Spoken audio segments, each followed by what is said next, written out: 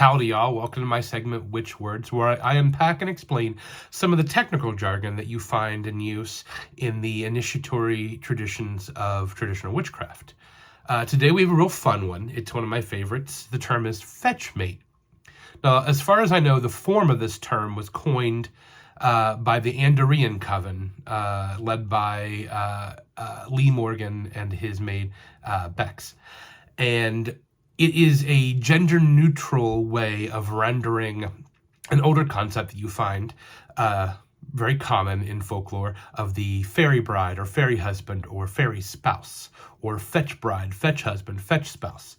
These beings are mated or married to the witch at the fetch. We are married to their fetch and them to ours. In some traditions, the witch and the fetch mate will swap positions through different lifetimes, where the someone who's a living witch in this lifetime might be the spirit familiar in another lifetime, and vice versa. And sometimes there's a purpose to that switching out places. The fetch mate is the chief familiar spirit to the witch. It is often said that this being is the first initiator in the first lifetime that you were marked as a witch. They took you through the trials and tribulations of becoming such and so marked.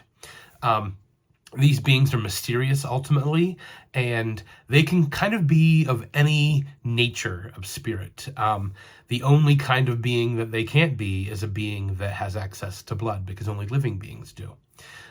So the red serpent is something that we have, that we share with them, and they find it very precious. It's often said that this very relationship is what marks one as a witch, as someone who is awakened to the spirit world. In some ways, they're like our divine twin on the other side of the hedge, and it is through the tension with them that we pass the spark of magic back and forth, that the friction is created in our relationship with them.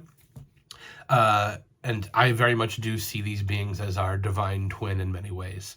I also think that these entities, even though they're here to teach us, that there is something profound in having a kind of love that lasts lifetimes, that can last through multiple lifetimes, the sharing of this relationship between the witch and the fetch mate through eons. It's very beautiful to me, and it is one of the glories of the craft.